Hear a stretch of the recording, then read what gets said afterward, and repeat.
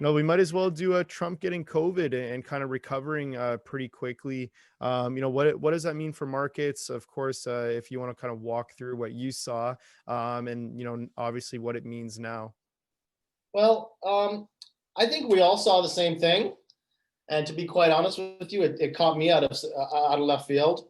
But what it showed me though was Trump's willingness and ability to work with the major drug manufacturers and try to expedite finding the appropriate vaccine. Every country and every big drug manufacturer right now is racing to the finish line to try to find the appropriate vaccine. So, whether you're a Republican or a Democrat, I don't think it really matters. It really boils down to coming together and uniting for the benefit of the planet, the Yeah. world, because this is a virus that has taken the world by storm. It doesn't discriminate. You could be the poorest of poor or the president of the United States, which is the most powerful country in the world, and it doesn't discriminate. So I think keeping an eye on the biotechs, the big biotechs, the Pfizer's, the Regenerons, the AstraZenecas, the big boys. I think those guys are definitely the stocks to keep an eye on. And even on a more advanced level, some of the junior biotechs as well, they're going to benefit as well because they're going to be working with these major companies, supplying the compounds, the supplies Yeah. to create the appropriate drugs, whatever they might be. From, like I said, from compounds to pill presses to anything of that nature. And I would also even keep in mind to keep an eye on alternative drugs. What's really surprising to me, you've got a lot of these kind of pharma companies to me have had a weird COVID. At the beginning, I'm sure you remember you could go into, whether it's a Walgreens or you name it, and you couldn't find vitamins, you couldn't find anything on the Right. shelf.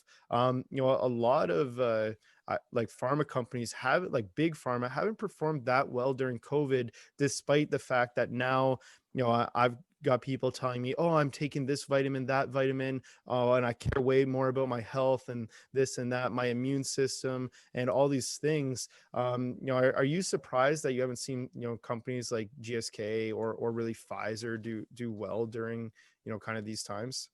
I'm actually not. If you think about it, it makes perfect sense. These are some of the largest companies in the world. They're so widely held. Hmm. They're held by the institutions, they're held by the funds. It takes a lot to move them. Even with an increase in sales, hypothetically speaking, an increase in sales quarter over quarter, they're going to see, but it takes such momentum to move them. So in my opinion, what's going to happen is, you're going to get one of these majors that makes it to the finish line first, and they get the approval, and yeah, the stock will probably run, and there will be a lot of price appreciation, and the industry will probably follow suit. I'm not expecting much more. These companies are, like I said, they're the creme de la creme, the most widely held companies. It's sort of like the same thing with like IBM, Microsoft, GE. You know, you buy it when you want to park some money, and you don't want to preserve your money because they're widely held. The chance of it going up or down is probably not too large in either case. It's a good place to park money. The biotechs and the big pharma companies, a lot of them pay nice dividends. So again, I'm not surprised that they haven't performed. I'm really not. Yeah. No, interesting that you have that angle. Other people, again, with vitamins selling like crazy, everyone caring more about, themselves, their health. That you had some of these companies that kind of make the consumer goods, over the counter stuff. But you haven't seen them really take a big run, which I guess for a lot of people was surprising. But you have a really good point in the fact that it takes a lot to move stocks like that, and there's so many institutions in it. And honestly, I just think there's more exciting investment opportunities. In the Um, juniors, yeah, in the juniors, yeah, yeah, for in the sure. juniors and also just in other industries. You've got a lot of institutions now moving some of their portfolio to gold, like we mentioned. So, something else has to take a little bit of a hit. Yeah, I think one thing we're actually, I know you wanted to talk on, and I wanted to also speak about is the SPAC market. I don't know if you've been paying attention or broadcasting with your viewers, but the SPAC market, which is Special Purpose Acquisition Corp, which is what it stands for, the SPAC market right now, it's on fire for the past 3 months, especially in this EV market. Yeah. Well, here, The, like, mention it, like dive into it. You know a lot more than me. well, I don't know if I know more, but like I don't know if you've been keeping track of Tesla. Tesla's another trade that I've been in. Right now, the stock is up 12, $13. It's at 426 a share. I bought Tesla back when it was between the $500 and $700 range. Wrote it up for the split, sold it off, bought it back when it got hammered into the 300s. And I'm in the trade now. But if you look at the market itself, the EV market is great, but what's really hot is the power source market.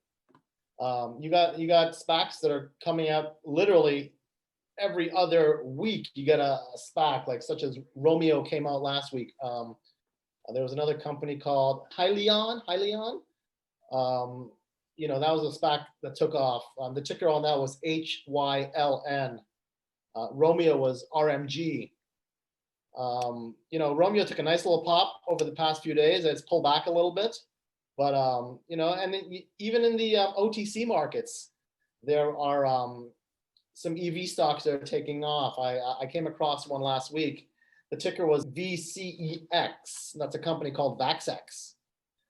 They're beginning to concentrate and put forth their effort into battery storage. So, in my opinion, I think the SPAC market is where it's at right now. I really, really do. You have a lot of innovation. You have a lot of companies that are just concentrating on the power cells themselves. Power cells have been a big market for many, many years, but it's only recently with the taking off of these EV cars and this push that the cells and the battery source companies have been getting the attention they deserve. They've been around forever, losing money forever. But they're finally getting their moment in the spotlight. These SPACs are really coming to fruition. A lot of these SPACs are really making people money. Yeah.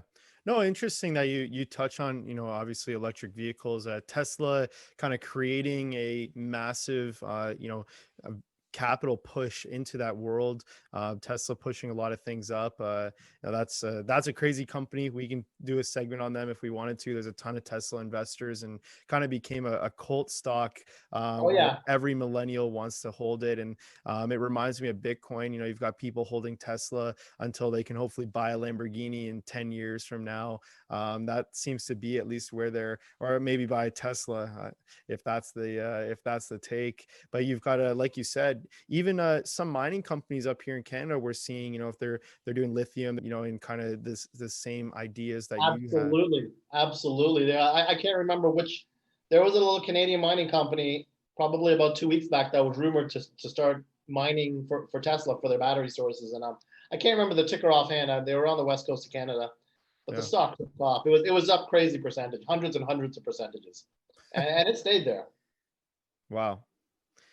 Well, rumors definitely move stocks. I guess let's see if it's real. To me, I would be a little bit cautious, but obviously some incredible gains, and there's been a few of those companies like that, rumored to be suppliers of Tesla, suppliers here.